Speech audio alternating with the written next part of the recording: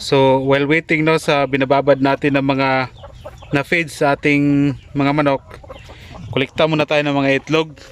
So dito sa range area natin nakakolekta tayo isa. Sa iba tingnan natin sa iba. Okay. So sobrang init ng panahon ngayon. Okay. So dito sa ating incubator dyan, alam kong may sisiw na dyan, mga kanina nasa mga 40 plus o baka nasa mga 50 na siguro. So as of now, kolektahan muna natin yung mga itlog. Ito yung paglalagyan natin. Okay. Hindi pa natin alam kung ilan yung mga itlog na makolekta natin ngayon. So kung hindi natin kukunin araw-araw, itong mga itlog nila mabasag o kaya maapakan sa mga inahin. So sayang. So dito tayo una.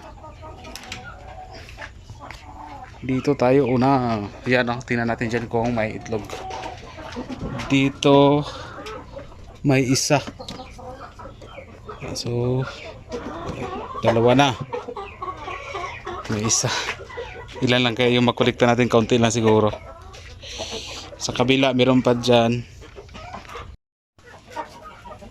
So dito merong tatlo. Mga ano ito, upgraded na, malaki ng itlog. Mapipisa kaya to? Sobrang laki ng itlog oh. Hindi na ata normal. Ito yon. Tatlo, so lima na. Lima. Sa likod, tingnan natin sa likod. Yung isa, sobrang laki ng itlog ng isa oh. So dito, tingnan natin.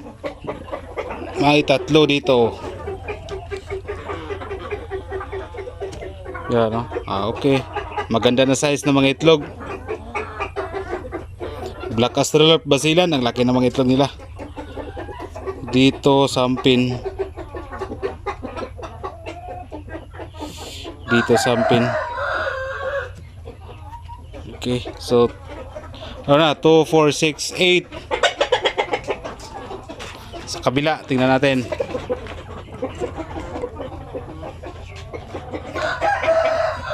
Dito sa mga sampin, tingnan natin.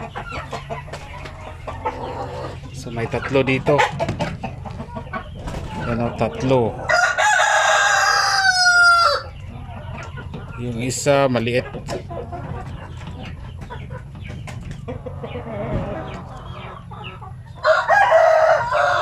So as of today, ito lang yung nakolekta natin sa ating mga native na mga manok. So yan po yung nakolekta natin, 2, 4, 6, 8, 10, 11.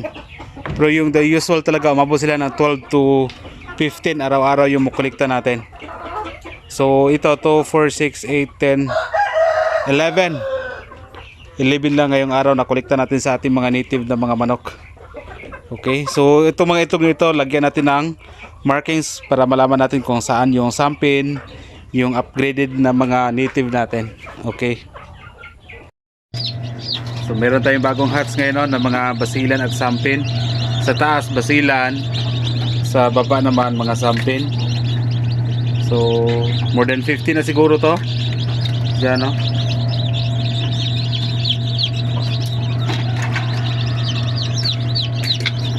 So yung tuyo na kunin natin.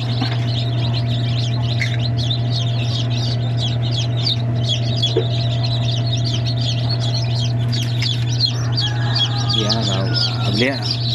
Ato daw ang ablihan ng mga piso para makita ninyo. Kaya ito boy na ba? Kana ba brain ang do boy. Oh, maipit ang isa. Tuloy ipit to. Patut kita to. Ay. Bila. Okay. Kana ba? So kana mo ano siya. Para dia. So mao ni. Daghan gid. Sa ubos. Kanata sa ubos boy. Sa ubos, iyo pinaw. Kanay dire mga sampin Bro. Sampin. Kuha na to, ang katong medyo basa na. Pero katong hinay pa kayo. Saan yung nagsaba? Tapos kini ang ato ang nakolekta nga itlog 11 ra na kaning uban gahapon sila ning uban dura. Tapos ang uban gisulod na po namo og chiller dire, gisulod na namo og chiller dire oh naggamay. So mo ni among chiller namo dire puno naman, so wala na mo gisulod kay ika 7 days nila ilod naman na siya. Okay, so nagsagol na itong vlog no, nagbisaya og Tagalog na kita ini. So ito yung mga basilan, yung sampin iba nandito. Okay, kunin pa natin yan.